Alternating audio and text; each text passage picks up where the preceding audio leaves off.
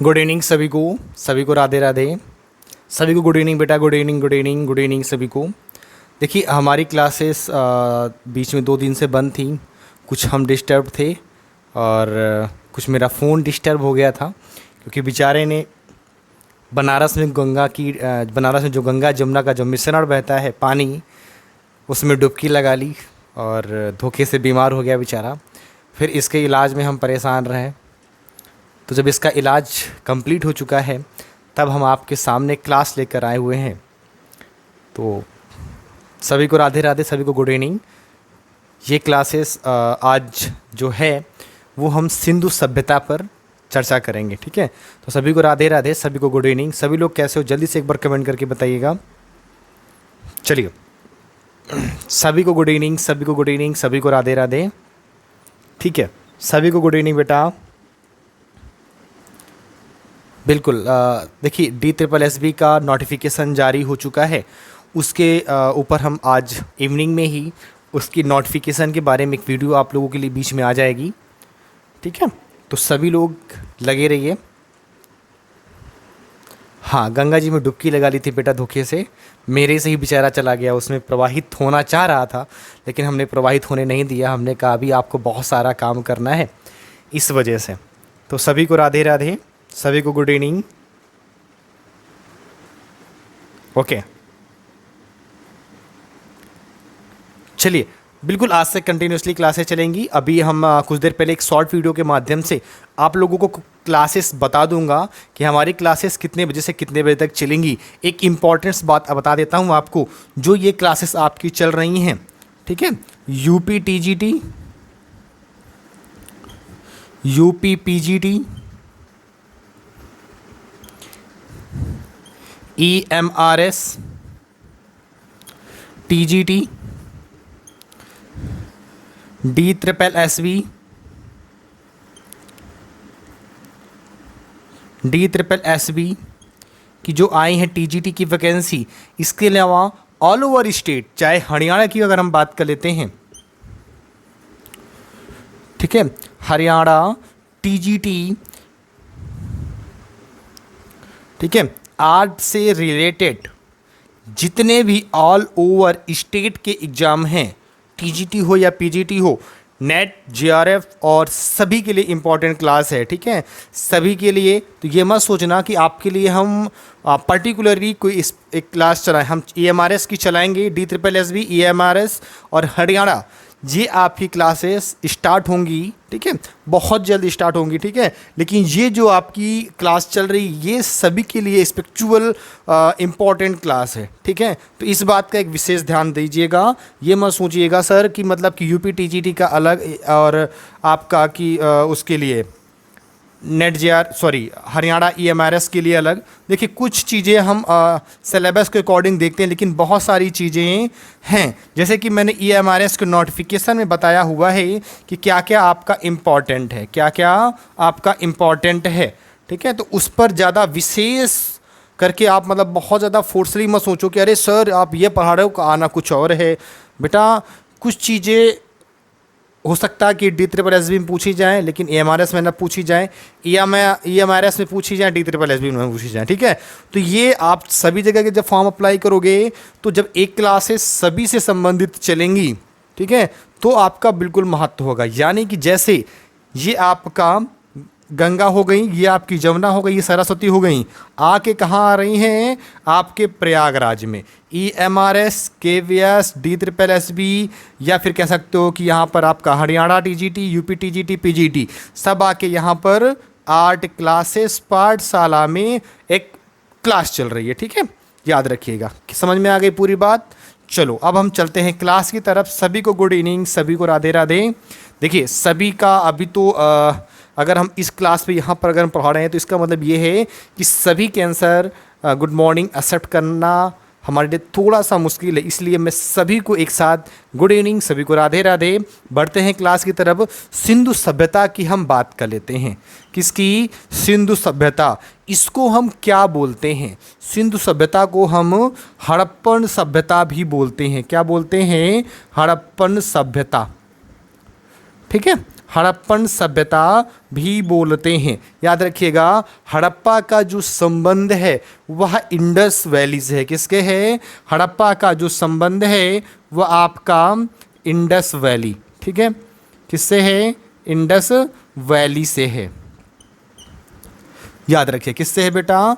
Indus valley से है। अगर बात कर लेते हैं इसकी खोज किसने की थी, ठीक है, खोज किसने की थी, तो याद रखिएगा सर जॉन मार्शल के जो महानिदेशकात्मक हैं, ठीक है, उनके काल में हुई थी। किसने की थी? तो राय बहादुर दयाराम साहनी और आर.डी. बनर्जी। याद रखिएगा, पहली बात तो सर जॉन मार्शल के काल में हुई थी। किसके? सर जॉन मार्शल के काल में हुई थी, ठीक है। इनके काल में किसने किसने किया था? तो याद रखिएगा कि राय बहादुर दयाराम साहनी, राय बहादुर दयाराम साहनी, ठीक है, और ये सेकंड कौन है? तो याद रखिएगा आर.डी. बनर्जी। कौन है? आर.डी. बनर्जी। क्लियर है बेटा? ये दोनों चीज़ें क्लियर हो गई। याद रखिएगा, वेरी मोस्ट इंपॉर्टेंट है।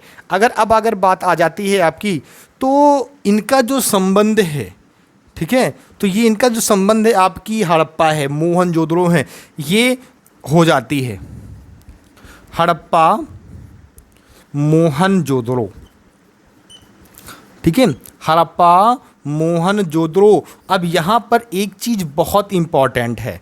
अगर पूछता है सैंधव सभ्यता के 2 प्रमुख नगर, तो यही है आपके 2 प्रमुख नगर, ठीक है, यही है आपके क्या? 2 प्रमुख नगर। क्लियर है? 2 प्रमुख नगर हैं। आप लोगों का जो दायित्व है, ठीक है, क्लास को लाइक करो और दूसरों तक शेयर जरूर करो, ताकि उसको भी इसके बारे में, इस क्लास के बारे में पता चल जाए, ठीक है। तो जो बच्चे नए हैं चैनल को सब्सक्राइब जरूर करिएगा, प्लस क्लास को लाइक और शेयर भी जरूर करिएगा, ठीक है। बाकी आप कंटिन्यूसली कमेंट करते जा रहे हो, ठीक है। तो प्रमुख नगर आपके हड़प्पा मोहनजोदड़ो हैं। अगर कभी पूछता है कि यहाँ पर सैंधव सभ्यता के जो वहाँ पर जो आपको कह सकते हो कि जो वहाँ पर चित्र प्राप्त हुए या फिर जो प्रमाणिक स्थल हैं वो कितने हैं, तो प्रमाणिक स्थल बेटा कितने हैं? 6। कितने हैं? 6 हैं। याद रखिएगा, ये आपकी एक पेड़ की डाल है। कितने हैं? 6 हैं, ठीक है, 6। तो पहला आपका कौन सा हो जाएगा? तो पहला आपका हो जाएगा मोहनजोदड़ो। पहला मोहनजोदड़ो, ठीक है, पहला मोहनजोदड़ो। दूसरा आपका हड़प्पा, ठीक है, हड़प्पा। क्लियर? तीसरा कौन सा है? तो याद रखोगे तीसरा आपका हो जाएगा लोथल। तीसरा लोथल। क्लियर? चौथा, देखिए आप सभी को आता है, हमको पता है आप सभी को बहुत आता है, ठीक है, लेकिन कुछ जानकारी जो हमारे और दोस्तों को नहीं आती है उनको के लिए चन्हू दड़ो। याद रखिएगा, ये दा लिखा था, चन्हू दड़ो। 5वां कौन सा है? तो 5वां याद रखिएगा कालीबंगा। 5वां कालीबंगा, याद रखिएगा, ठीक है। तो छठा फिर कौन सा हो जाएगा? तो बनवाली। छठा बनवाली हो जाएगा। क्लियर? छठा क्या होगा? छठा आपका बनवाली हो जाएगा, ठीक है, ये याद रखिएगा। अब कभी क्वेश्चन पूछता है कि हड़प्पा संस्कृति के जो अवशेष हैं वो कहाँ स्थित हैं, ठीक है, यहीं पर पूछ सकता है हड़प्पा सभ्यता या संस्कृति, हड़प्पा सभ्यता या संस्कृति, ठीक है, को इनके अवशेष कहाँ पर हैं? इनके अवशेष तो याद रखिएगा कहाँ पर है बेटा? पाकिस्तान में, ठीक है, जहाँ से कौन आई है? सीमा हैदर अभी आई हुई है, ठीक है, जहाँ से ठीक है, जहाँ से आपकी सीमा हैदर आई हुई है। ये क्लियर हो गया?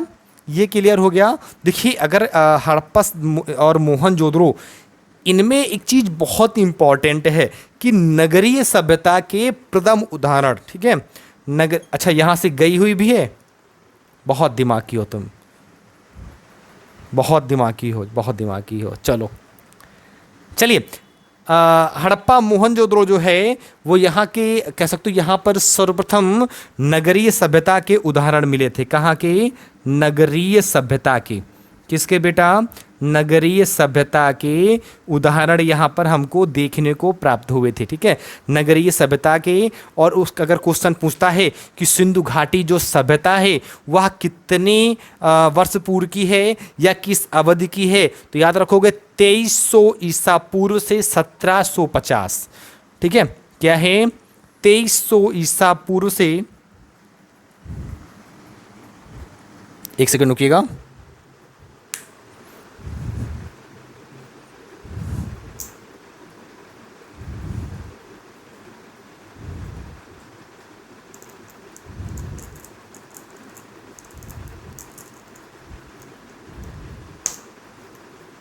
चलो ठीक है, सिंधु घाटी की जो सभ्यता है वो किस अवधि की है, तो 2300 ईसा पूर्व से 1750। कब से?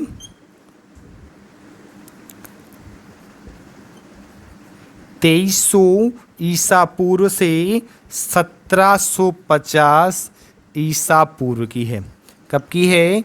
2300 ईसा पूर्व से 1750 ईसा पूर्व की है। वहीं पर हम आगे बात कर लेते हैं कि जो कह सकते हो कि जो भारत में जो सबसे पहले यहाँ पर जो नगर हैं हड़प्पा और मोहनजोदड़ो हैं, ठीक है, जहाँ से हमको नगरीय सभ्यता के उदाहरण प्राप्त हुए हैं। ठीक है, तो जो ये नगर हैं इनका जो प्रादुर्भाव हुआ है वो सिंधु सभ्यता में ही हुआ था बेटा। किस में हुआ था? सिंधु सभ्यता में ही हुआ था।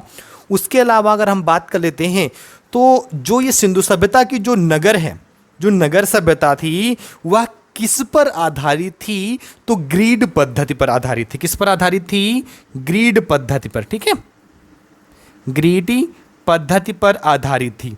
ये भी इंपॉर्टेंट है, ग्रीड पद्धति पर आधारित थी। हड़प्पा सभ्यता के जो नगर हैं कितने भागों में विभाजित थे, तो बेटा 2 भागों में विभाजित थी।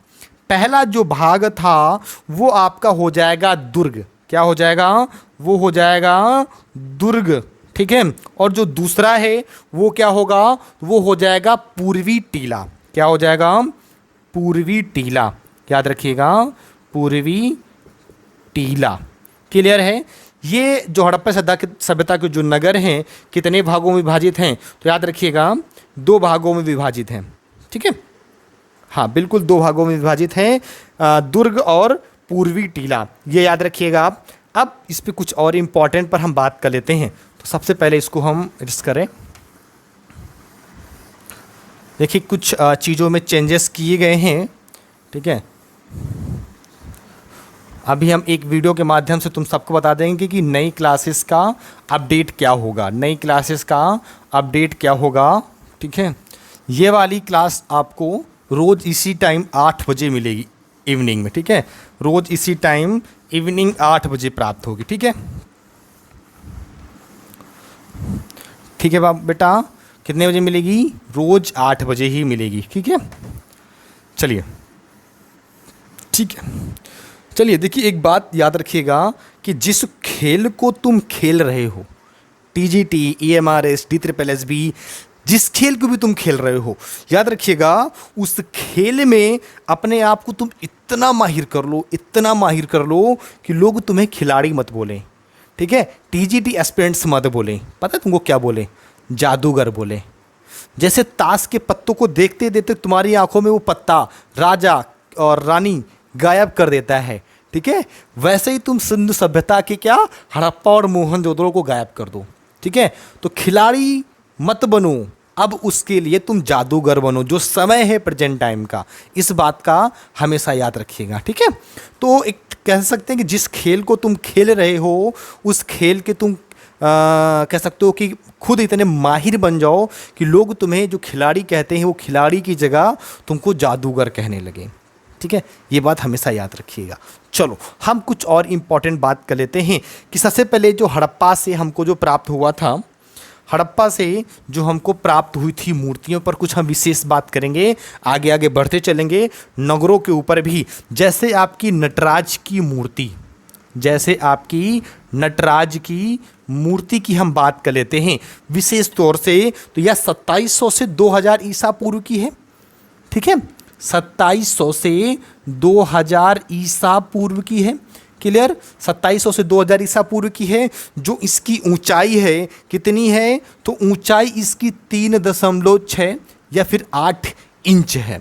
ठीक है, 8 इंच है, अथवा याद रखिएगा अथवा 3.78 इंच, 3.78 इंच।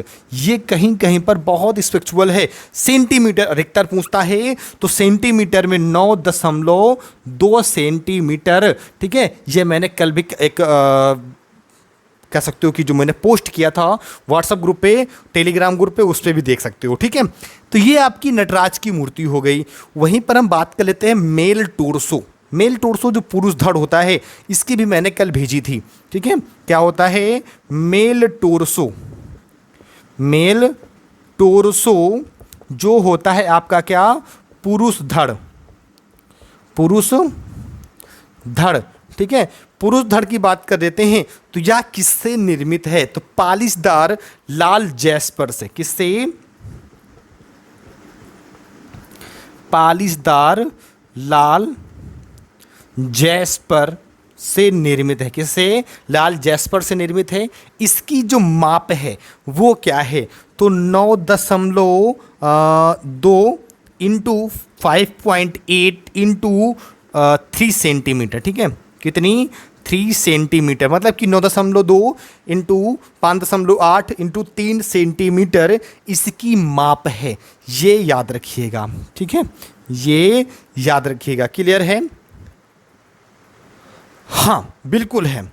चलिए अब एक चीज़ और इससे बात कर लेते हैं। जो सिंधु सभ्यता है, सिंधु घाटी जो सभ्यता है, जो वहाँ से पुरुष धड़ हमको प्राप्त हुआ था, उसमें चल शरीर के जो अंग थे वह उसमें क्या थी, वह उसमें क्या थी, तो याद रखना गोलाकार कोटर थी। क्या थी? गोलाकार कोटर।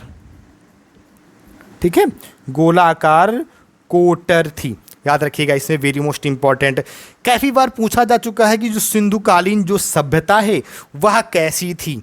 ठीक है, सिंधुकालीन जो सभ्यता है वह कैसी थी, जल्दी से कमेंट करिएगा। सिंधुकालीन जो सभ्यता है वो आपकी कांस्य कालीन थी। कैसी थी? कांस्य कालीन थी। याद रखिए कैसी थी? कांस्य कालीन थी। तो जो वहाँ का जो मानव है, सर्वप्रथम उसने किस धातु का उपयोग किया था, तो सर्वप्रथम उसने तांबा का, किसका प्रयोग किया था? तांबा का प्रयोग किया हुआ था। याद रखिएगा। ठीक है, याद रखिएगा। अच्छा एक बात और बता दीजिए, अभी हाल ही में बात करते हैं 27 जुलाई 2021 की। 27 जुलाई 2021 को कौन सा नगर, ठीक है, विश्व धरोहर स्थल में घोषित किया गया है? कब किया गया था, तो याद रखिएगा 27 जुलाई 2021 को विश्व विरासत धरोहर, ठीक है, विश्व विरासत धरोहर या विश्व धरोहर स्थल घोषित किया गया। तो धौलावीरा, कौन सा? धौलावीरा घोषित किया गया है। कौन सा? जो गुजरात के कहाँ पर है, तो याद रखिएगा कच्छ जिले में है। और किस नदी के तट पर है, तो लूनी नदी के तट पर है। क्लियर है? लूनी नदी के तट पर है, जो 27 जुलाई 2021 को यूनेस्को के द्वारा, ठीक है, ये भी याद रखिएगा, यूनेस्को, ठीक है, यूनेस्को के द्वारा इस जो सिंधुकालीन का जो स्थल है इसको विश्व धरोहर स्थल या विश्व विरासत धरोहर स्थल में घोषित किया गया है। किसको? तो धौलावीरा, धौलावीर लिख दिया मैंने, चलो धौलावीरा को घोषित किया गया है। ठीक है, ये याद रखिएगा। और कई बार पूछा जाता है कि जो पाषाण संस्कृत से लेकर जो आपकी हड़प्पा संस्कृति है, ठीक है, उसमें हमको हड़प्पा संस्कृत तक के जितने भी सांस्कृतिक जो अवशेष हैं वो कहाँ से प्राप्त हुए हैं, तो याद रखोगे बेटा मेहरगढ़ से प्राप्त हुए हैं। कहाँ से? मेहरगढ़ से प्राप्त हुए हैं। क्लियर? कहाँ से प्राप्त हुए हैं? मेहरगढ़ से प्राप्त हुए हैं। क्लियर है? चलो एक बार जल्दी से शेयर कर दो, तब तक हम इसको इरेज कर देते हैं। भाई लिखने में जितनी ताकत नहीं लगती उतनी तो इसको हटाने में ताकत लगती है। ठीक है, कहते हैं कि कभी बहुत सारी चीज़ें ऐसी हैं बनाने में बहुत समय लगता है लेकिन बिगाड़ने में समय कम लगता है। खैर हमारी तरफ से तो ये उल्टा हो रहा है अभी ना। चलो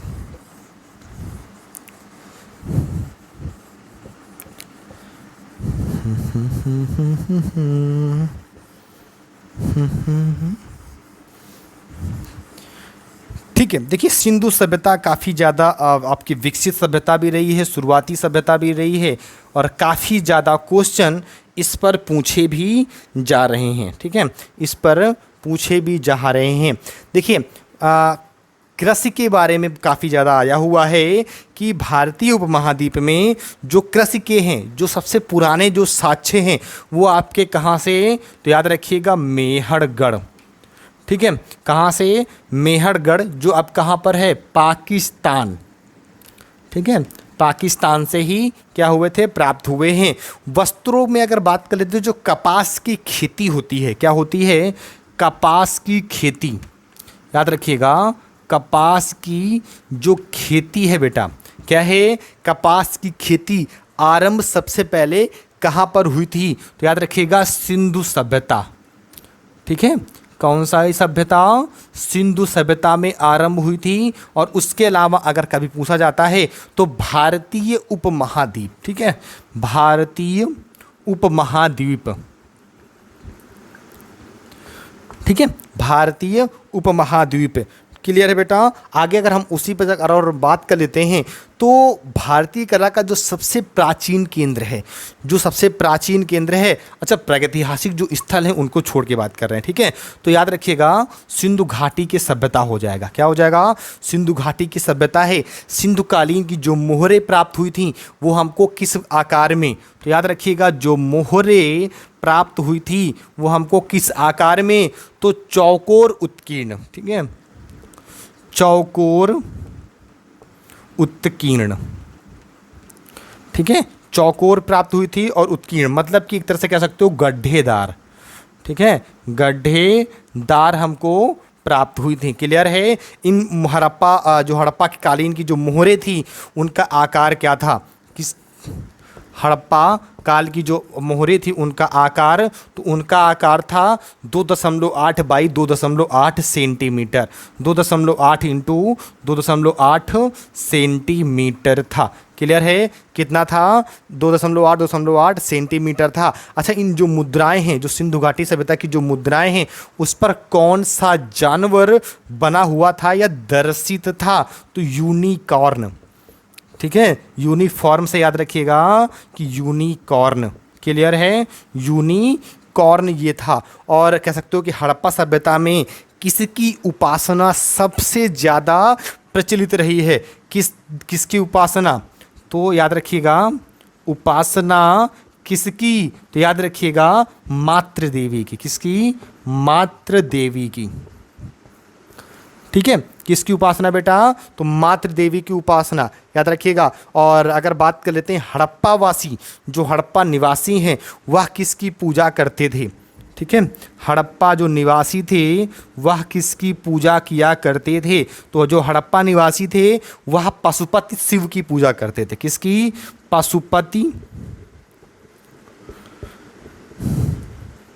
पशुपति शिव की पूजा किया करते थे, याद रखिएगा। अच्छा, कभी पूछेगा वृक्षों के बारे में, कभी अगर पूछेगा वृक्षों के बारे में तो याद रखिएगा सिंधुवासी जो सिंधुवासी थे वह किस वृक्ष की पूजा किया करते थे, तो याद रखोगे पीपल। ऑप्शन के अकॉर्डिंग लिखिएगा पीपल, और अगर पीपल नहीं आता है तब याद रखिएगा किसको, बरगद को। ठीक है, बरगद को।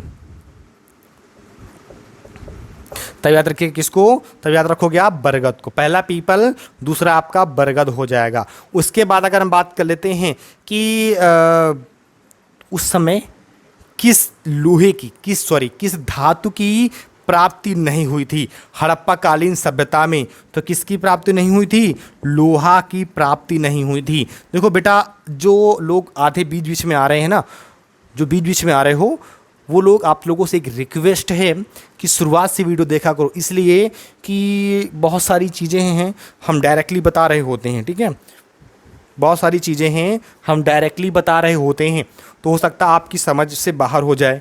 ठीक है, आशा है कि ऐसी समस्या नहीं होती होगी। ठीक है, आशा है कि ऐसी समस्याएं नहीं होती होंगी।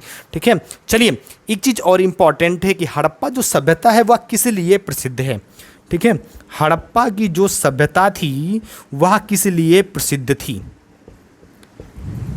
बताइए। हड़प्पा की सभ्यता किस लिए प्रसिद्ध थी? तो हड़प्पा की सभ्यता वास्तुकला, मूर्तिकला और चित्रकला, वास्तुकला, मूर्तिकला, चित्रकला, इन सभी के लिए। ठीक है, वास्तुकला, ठीक है, और आपकी मूर्तिकला और चित्रकला, इन सभी के लिए यह क्या थी? तो यह प्रसिद्ध रही है। और सैंधव सभ्यता प्रमुख रूप से अगर पूछता है तो वह वास्तुकला, ठीक है, प्रमुख रूप से अगर कभी पूछे बेटा तो याद रखिएगा वास्तुकला के लिए प्रसिद्ध रही है। ठीक है, याद रखिएगा। चलो कुछ और हम डिस्कस कर लेते हैं इम्पॉर्टेंट से इम्पॉर्टेंट, जैसे एक बैलगाड़ी। ठीक है, जैसे एक बैलगाड़ी बहुत ज़्यादा प्रसिद्ध रही है, किस लिए? मतलब कि वो कहाँ पर है, किस में बनी हुई है? हाँ, जल्दी से कमेंट कर दो ताकि हम आपके आंसर से भी बता सकें। चलो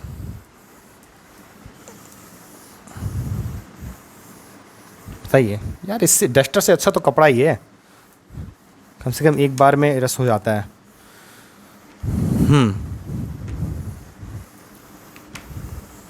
चलिए देखिए, अगर हम बात कर लेते हैं कि जो कांसे की बैलगाड़ी है, क्या है?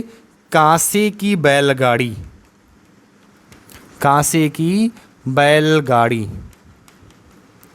ठीक है, जिसको क्या बोलते हो? इक्का, जिसको क्या बोलते हो? इक्का। इसकी अगर हम बात कर लेते हैं तो ये आपकी दायमाबाद, कहाँ से? दायमाबाद से प्राप्त हुआ है, दायमाबाद से, जो महाराष्ट्र में है।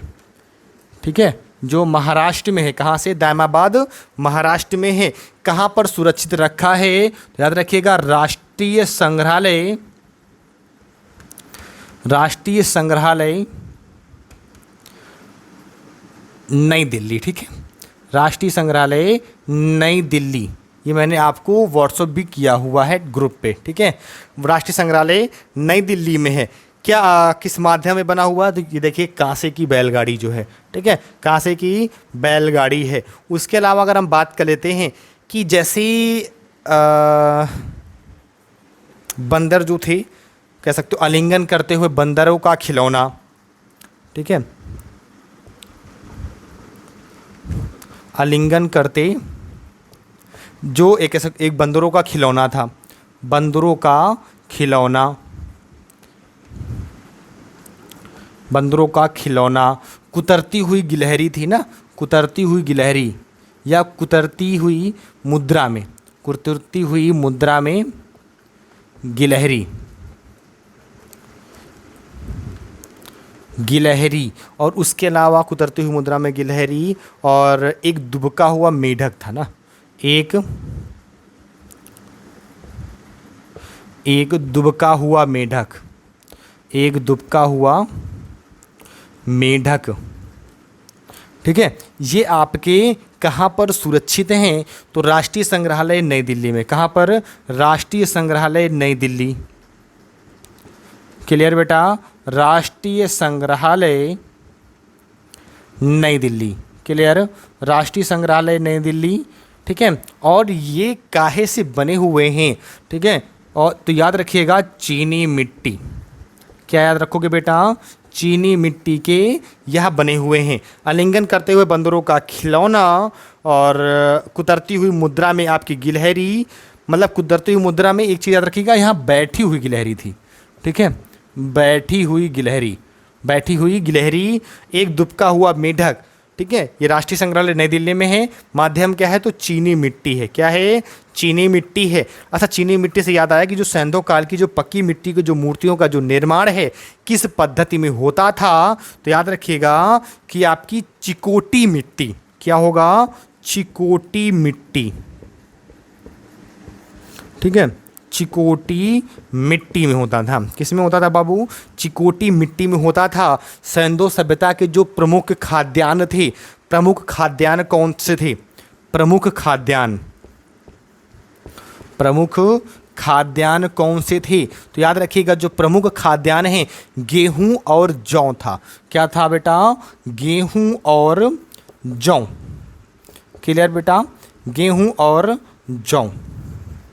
क्लियर? हाँ, तो गेहूं और जौ थे, ये प्रमुख आपके खाद्यान्न हो जाते हैं। अच्छा, एक और बात कर लेते हैं। हड़प्पा सभ्यता काल का ही एक आलमगीरपुर था। क्या था? आलमगीरपुर। आलमगीरपुर था। ठीक है, आलमगीरपुर था। तो जो आलमगीरपुर था बेटा, वो कहाँ पर स्थित है? तो उत्तर प्रदेश के मेरठ जिले में। कहाँ पर है? यूपी के उत्तर प्रदेश के मेरठ जिले में। उत्तर प्रदेश के मेरठ जिले में। और पूछता है नदी, तो याद रखिएगा हिंडन नदी। कौन सी नदी? हिंडन नदी। हिंडन नदी के बाएं तट पर। ठीक है, कहाँ पर है? हिंडन नदी के बाएं तट पर स्थित है। ठीक है। अच्छा, वर्तमान में अगर हम बात कर लेते हैं कि जो भारत में खोजे गए जो आपके हड़प्पा के समय के सबसे विशाल नगर कौन से हैं, या हड़प्पा कालीन सबसे विशाल नगर, तो याद रखिएगा सबसे जो विशाल नगर होंगे वो होंगे राखीगढ़ी हरियाणा। कौन सा होगा? राखीगढ़ी हरियाणा।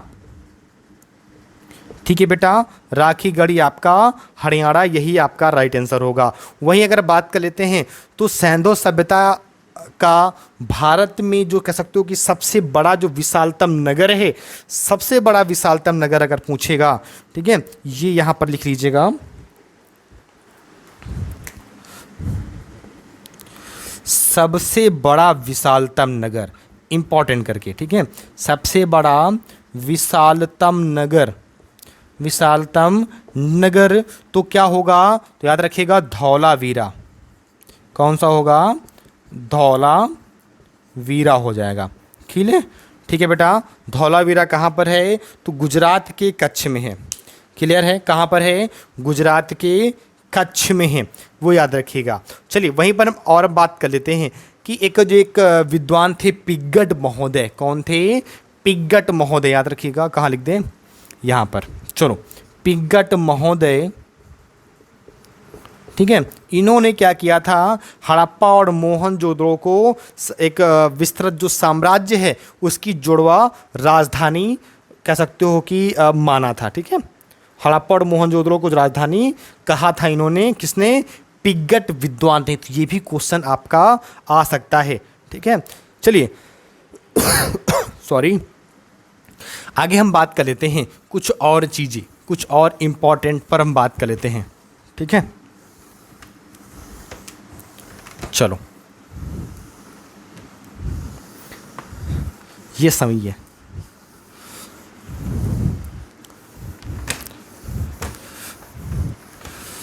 चलिए, बहुत जल्द ये बोर्ड चेंज हो जाएगा। ठीक है, बहुत जल्द आप लोगों के लिए ये बोर्ड चेंज हो जाएगा। ठीक है, क्योंकि थोड़ी सी आवाज़ें होती हैं, थोड़ा सा एडजस्टमेंट कर लिया करो। ठीक है बेटा, चलिए अगर हम बात कर लेते हैं कि जो घोड़े की अस्थियां हैं वो कहाँ से प्राप्त हुई थी?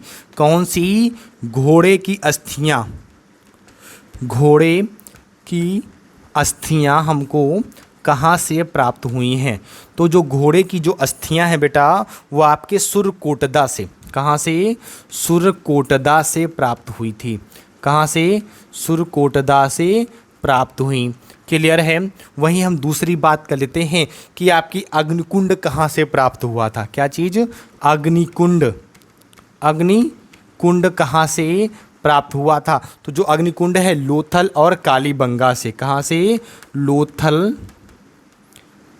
और कालीबंगा से प्राप्त हुआ था। ठीक है, लोथल और कालीबंगा से प्राप्त हुआ था। और एक श्रृंगी वृषभ, ठीक है, याद रखिएगा, एक श्रृंगी वृषभ, ये आपका कहाँ सुरक्षित रखा है? तो याद रखोगे नेशनल म्यूजियम, राष्ट्रीय संग्रहालय नई दिल्ली में, ठीक है, राष्ट्रीय संग्रहालय नई दिल्ली, ठीक है, राष्ट्रीय संग्रहालय नई दिल्ली। और इसमें एक चीज़ और याद रखोगे कि सेलखड़ी से निर्मित है। किससे निर्मित है? तो याद रखिएगा सेलखड़ी से निर्मित है, ठीक है, सेलखड़ी से क्या है? या सेलखड़ी से निर्मित है आपका। वहीं पर हम आगे बात कर लेते हैं। तो जो मूर्ति पूजा का जो आरंभ है वो कहाँ से माना गया है? मूर्ति पूजा का जो आरंभ है, मूर्ति पूजा का आरंभ कहाँ से माना गया है? तो याद रखिएगा मूर्ति पूजा का जो आरंभ है वो आपके हड़प्पा काल से माना गया है। कहाँ से? हड़प्पा काल से माना गया है। आगे अगर हम बात कर लेते हैं कि जो धातु की मूर्ति बनाने में हम किस विधि का प्रयोग करते थे, ठीक है, धातु की जो मूर्तियाँ हैं, धातु की मूर्ति बनाने में किसका प्रयोग करते थे या किस विधि का? तो याद रखोगे बेटा, जिसको बोलते थे लॉस्ट वैक्स कास्टिंग। क्या बोलते थे? लॉस्ट आपका वैक्स कास्टिंग, ठीक है, लॉस्ट वैक्स कास्टिंग। इसको इंग्लिश हिंदी में बोलते हैं बेटा कि मधुचिष्ट विधि। क्या बोलते हैं? मधुचिष्ट विधि। क्लियर है? मधुचिष्ट विधि इसको बोलते हैं, जिसको बोलते हैं लॉस्ट वैक्स कास्टिंग, ठीक है, मधुचिष्ट बोलते हैं, ठीक है, मधुचिष्ट विधि इसको बोलते हैं, ठीक है। और लास्ट वैक्स जो सिरे पड़तू है उसे ढालने की प्रक्रिया बेटा कांसे से होती है। अच्छा, अगर पूछता है कि हड़प्पा लिपि कौन सी थी, अगर पूछता है आपका कि जो हड़प्पा लिपि है, जो हड़प्पा लिपि है वो कौन सी थी? तो याद रखोगे चित्रात्मक थी। कौन सी थी बेटा? चित्रात्मक थी। क्लियर है? चित्रात्मक। इसको और एक बोलते थे हायरोग्लिफिक लिपि। क्या बोलते थे? हायरोग्लिफिक लिपि, ठीक है, हायरोग्लिफिक लिपि भी बोलते थे। और हड़प्पा लिपि में कुल कितने अक्षरों का प्रयोग किया गया है? हड़प्पा जो सभ्यता है आपकी, जो हड़प्पा लिपि है, हड़प्पा लिपि में कुल कितने अक्षरों का प्रयोग किया गया है?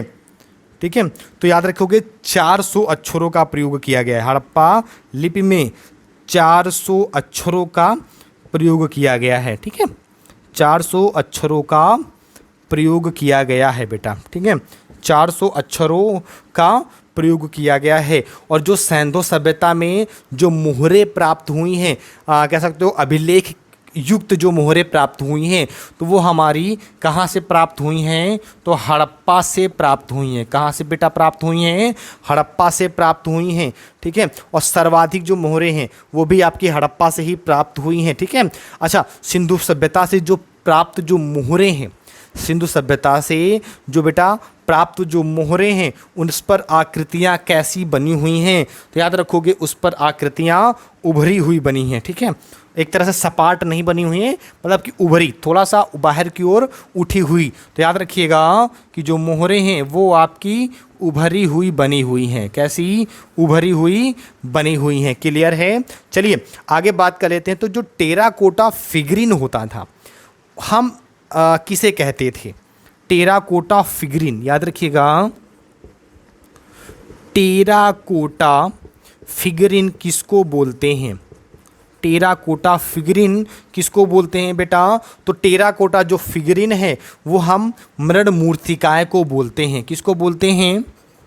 किसको बोलते हैं बेटा? तो याद रखिएगा मृण मूर्तियों को, मृण मूर्तियों को या मृण मूर्तियों को या मृण मूर्तिकाएं को, ठीक है, या मृण मूर्तिकाएं को, ठीक है, उनको बोलते हैं क्या? तो याद रखिएगा टेराकोटा फिगरिन, टेराकोटा फिगरिन बोलते हैं। क्लियर है? चलिए बाकी मतलब कुछ और लिखना चाहिए मुझे यहाँ पे, ठीक है। चलिए देखिए, आप लोग क्लास को लाइक और शेयर कर दीजिएगा, ठीक है। सभी को गुड इवनिंग, सभी को गुड इवनिंग बेटा, सभी को राधे राधे, ठीक है, एक बार फिर से। चलिए, जो नए बच्चे आए हैं बाद में,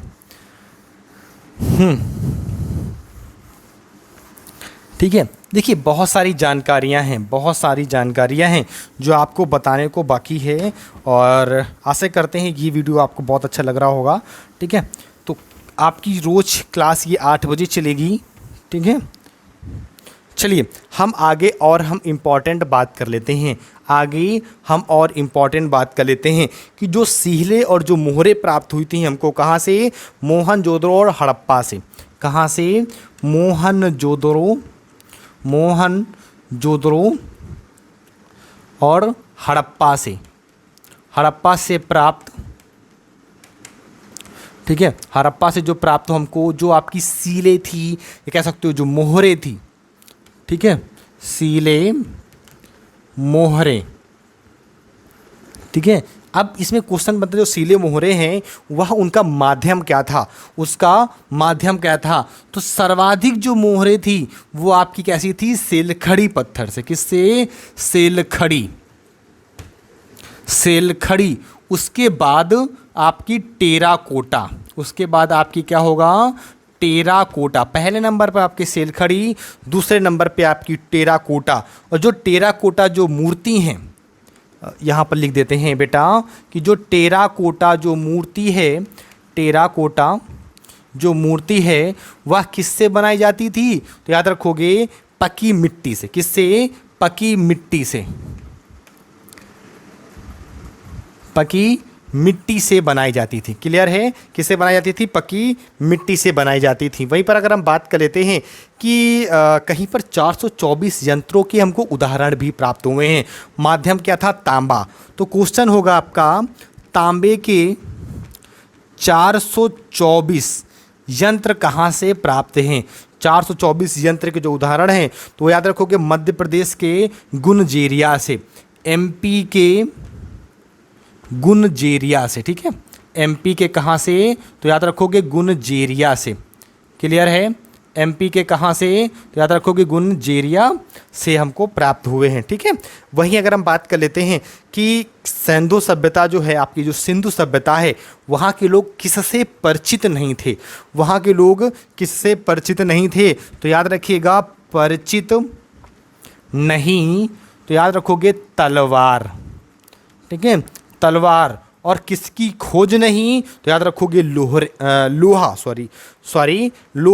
उसके बाद अगर हम बात कर लेते हैं सिंधु सभ्यता की जो सर्वोत्तम कलाकृतियां हैं, तो याद रखिएगा सिंधु सभ्यता की सर्वोत्तम कलाकृतियां क्या होगा? कला जो कृतियां हैं बेटा वो आपकी क्या होगा? तो याद रखोगे मोहरे होंगी। क्या होंगी? मोहरे। ठीक है, क्या हो जाएंगी? मोहरे हो जाएंगी। चलो आगे हम बात कर लेते हैं भवन निर्माण की। देखो भवन निर्माण में जो पक्की ईंटों का जो प्रयोग मिलता है, ठीक है, सिंधु सभ्यता से मिलता है। कहाँ से? सिंधु सभ्यता से है। या फिर क्वेश्चन ऐसे भी पूछ सकता है, सिंधु सभ्यता में जो भवन का निर्माण हुआ है किससे हुआ है? तो याद रखोगे पक्की ईंटों से हुआ है। किससे हुआ है? पक्की ईंटों से हुआ है। ठीक है बेटा, किससे हुआ है बेटा? पक्की ईंटों से हुआ है। वहीं पर हम आगे और बात कर लेते हैं कि जो सिंधु सभ्यता के जो मृदभांड हैं, ठीक है, मृदभांड वह किसके द्वारा बनाए गए? तो याद रखोगे कुम्हार की चाक के द्वारा। कुम्हार की चाक के द्वारा बनाए गए। ठीक है, किससे बनाए गए? कुम्हार की चाक के द्वारा बनाए गए थे। ठीक है, क्लियर है? कुम्हार की चाक के द्वारा बनाए गए। चलिए वहीं पर अगर हम बात कर लेते हैं कि सिंधु सभ्यता में हमको चित्रकारी का जो संबंध है, वो जो सर्वप्रथम जो हमको जानकारी जो प्राप्त होती है वो कहाँ से हमको प्राप्त होती है? तो याद रखोगे जो बर्तन हैं, बर्तन के ऊपर हमको लाल रंग की चित्रकारी प्राप्त हुई थी। ठीक है, क्या प्राप्त हुई थी? लाल रंग की चित्रकारी से। लाल रंग की चित्रकारी जो बर्तन के ऊपर की गई। ठीक है, जो बर्तन के ऊपर हुई, बर्तन के ऊपर की गई। ठीक है बेटा, की गई। वहाँ से हमको चित्रकारी की सिंधु सभ्यता में चित्रकला की कह सकते हो सर्वाधिक जानकारी प्राप्त होती है।